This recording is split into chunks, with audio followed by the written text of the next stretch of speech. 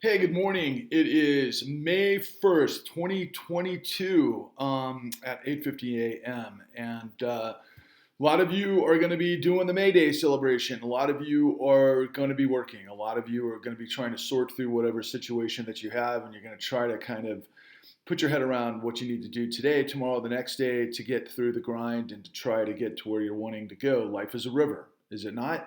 And on my journey, I continue to be reminded every day of why tens of millions of you must come together to understand the con, www.thecon.tv, to understand what world you're living in. And, yesterday I was listening to a lot of kind of, let's say, second day, third day analysis on the Bill Hwang scenario with Archegos Capital. And I think on Friday it was announced. It might have been Thursday. There's so much information coming at me, I can't really keep it all together. But I think he was indicted on Thursday by the Securities and Exchange Commission for what appears to be racketeering and insider trading. Now, when I was listening to this kind of second and third day analysis by some of these people I listen to online, particularly that are just really interesting people in the financial world.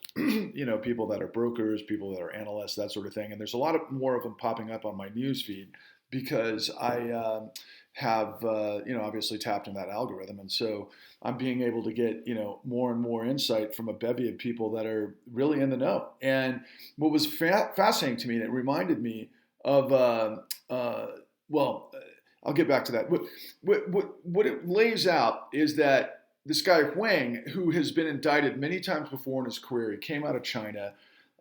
He's a hedge fund guy, and he's a big player. He was based in New York, but he was basically trading on behalf of a lot of people in Asia. And like many other hedge fund guys, I mean, these guys are habitual, and I would say, if you think Johnny Depp is a drug addict, these guys are drug addicts when it comes to gaming the system. And they think, and if you ever saw the Queen's Gambit, these guys think like that in three-dimensional chess, and they can see the entire game. And I was reminded of Bernie Madoff because a lot of people like to say that Bernie Madoff was the largest Ponzi scheme in history. Of course, he wasn't anywhere close to what we reveal on the con, but he was a lot more complex than a lot of people in the general media understood. And what these guys do typically is they take out huge loans on presumed assets to be able to work in a myriad of ways to be able to inflate stock prices. It's manipulation behind the scenes, and there's a whole variety of ways you can do that. Now, the way the Wang episode is starting to transcend in general media and the way people are kind of interpreting it is many people don't understand exactly what laws he broke because they've just gotten so used to the understanding that, well, yeah, the idea for your clients is that you're going to try to make the biggest return on their capital. And so when you do these types of trades and dumps and maneuverings that you can inflate the stock, that's for the best interest of your client. And so how they do that is really how they do that. And that's their secret sauce. That's their trade secrets. And people just kind of accept that. No. First of all, it's about reps and warranties, but a lot of the clients are supposedly sophisticated and they get involved with these schemes because they want to make money, okay? And there's a lot of money to be made the closer you are to big money, okay? But the question remains that a lot of people in the Archegos scenario are like, well, the banks got victimized. No, the banks didn't get victimized. Now, here's the thing that everybody's missing. And what I say generally, and if you don't know what I'm talking about, just listen to what I'm saying and then let it go over your head. This is intended for people out there that are ghosting me, that are in the know, that are like, what's Patrick revealing? And, maybe how dangerous is he? Well, for me, the whole thing is an intersection between Randall Ray from the Levy Institute and, of course, William K. Black. If you understand where those two intersect, you have the answer to the question. But let me back up a little bit and then kind of reveal it in a way that I think literally everybody out there needs to come to really come to a Jesus moment to understand how this whole thing plays out. So yes, the banks lent him a lot of money based on him deceiving them, but it's their job to do underwriting. It's their job to not be deceived. Now that's first and foremost. But second of all, is that they lent him billions upon billions of dollars based on hyperinflating assets and stock manipulation, everything else that they got fees on. Okay, so apparently all of the bankers talked to each other behind the scenes and everybody pretty much knew what Wang was up to. But at the same time, they continued it because they got paid fees to do it. But why would they get paid fees to do it if they were going to blow up their clients? It's in the con. It's called control fraud. Go to www.thecon.tv if you don't want to watch 5 hours of truth and lay it out in a way that you're finally going to understand the world you live in. All you have to do, if you want it for free, go to the YouTube button on the homepage of our website, scroll down to the fraud recipe. It's a 3-minute vignette. It just lays out how this operates, okay? It's an amazing scheme, but it's pretty simple, but getting everybody in on it is the hard thing. But ultimately, at the end of the day, this is what it's all about. These bankers get free money from Federal Reserve policy. And they decide to put money into schemes like Bill Hwang.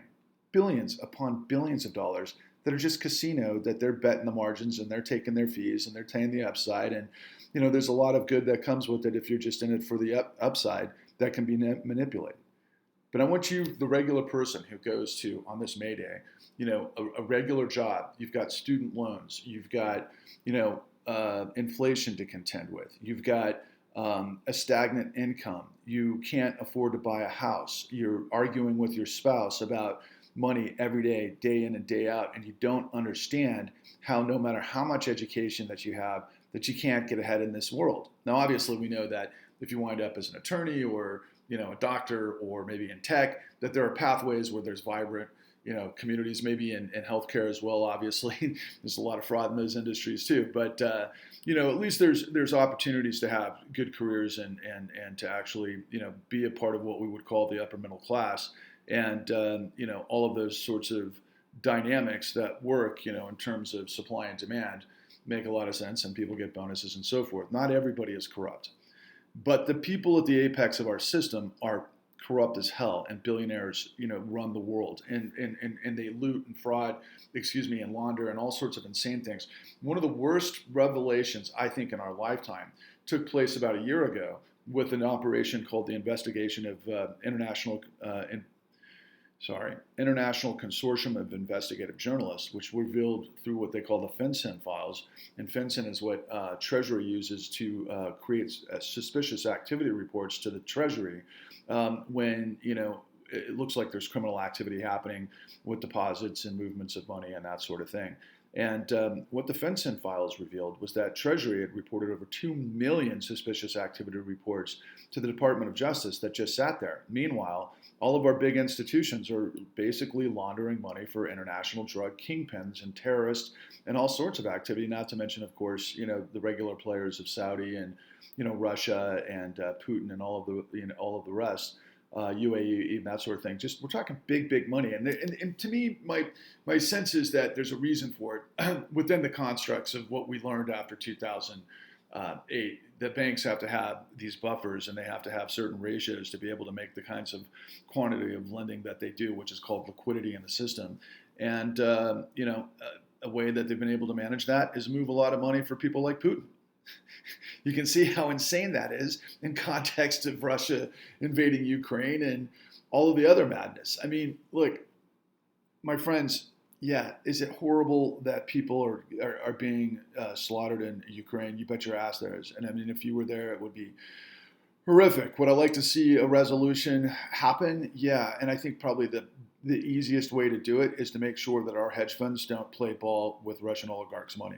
Now, meanwhile, like I mentioned a couple of days ago, Putin has been knocking off, and I say Putin because it looks far too obvious to be coincidence, but billionaires and journalists and all sorts of things. And I tie that to Trump, and I tie that to Trump through Deutsche Bank, and Deutsche Bank had another, crazy situation that appears to be it wasn't murder. It looks like suicide of the son of a president of Deutsche Bank who committed suicide back in 2014.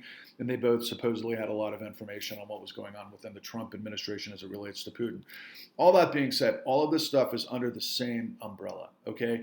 This huge power can grift with impunity with hedge fund managers and private equity, whatever the system is. They can basically they're at the apex of deals. They can set things up in a way that you don't understand, that creates billions of dollars for themselves based on trillions looted from the Federal Reserve that go into the system.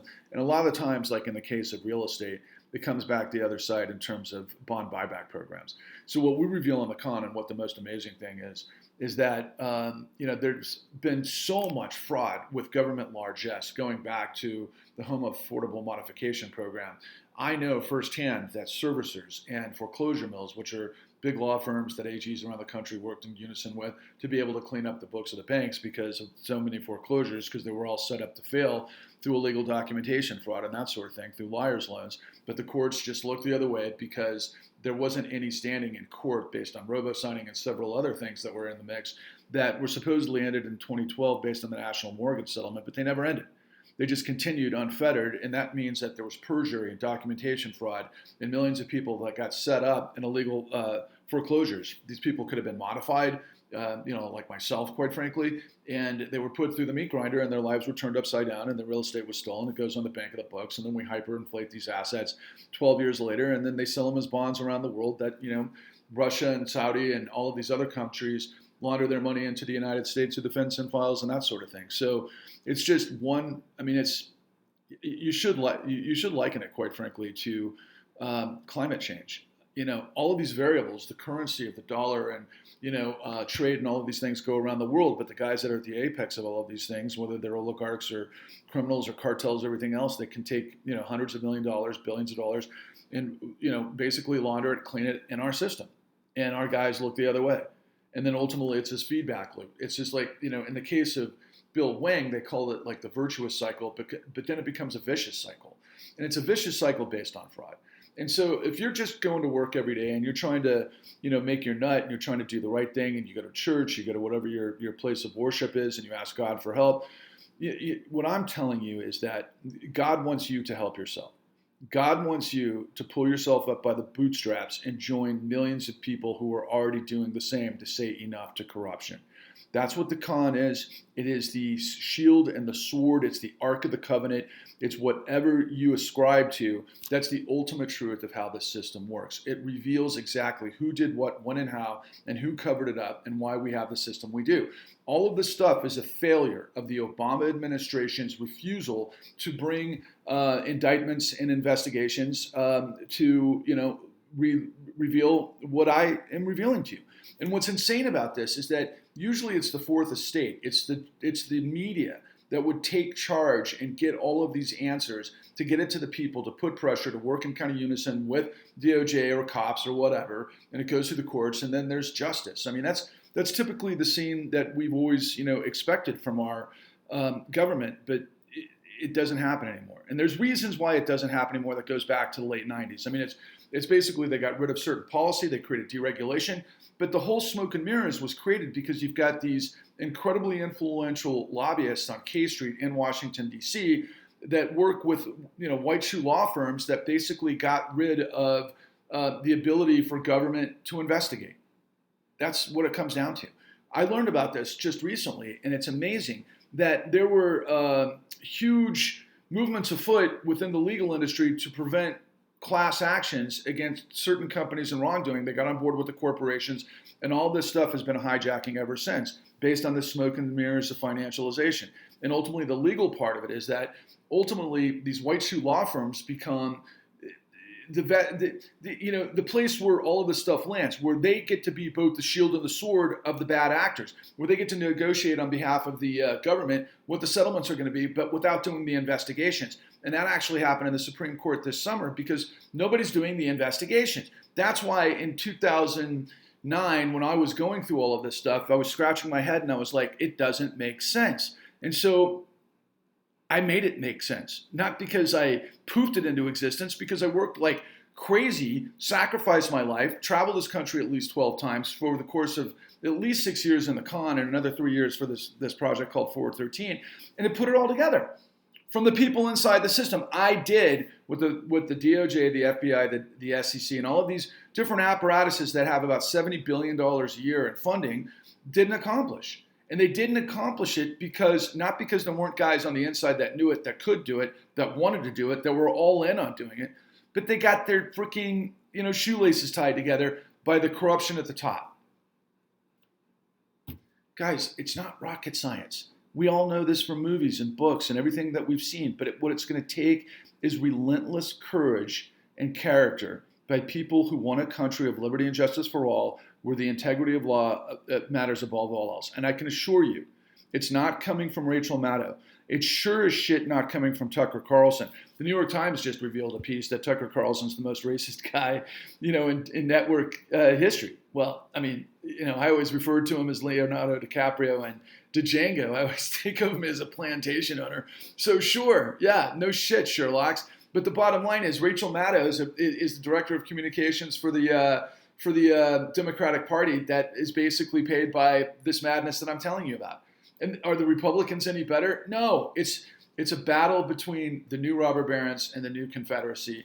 And Patrick Lovell is just coming at you with the New Deal. You can't get to anywhere you guys want to go without a clean New Deal. And a clean New Deal can only come from a modern-day Pecora hearing that flushes this freaking corruption down the toilet. Just like Jason Momoa happened to say when he was watching the Johnny Depp episode featuring Amber Heard's gift for Johnny, and he's like, oh my God, I'm going to have to, refer to Miss Heard as Miss Turd.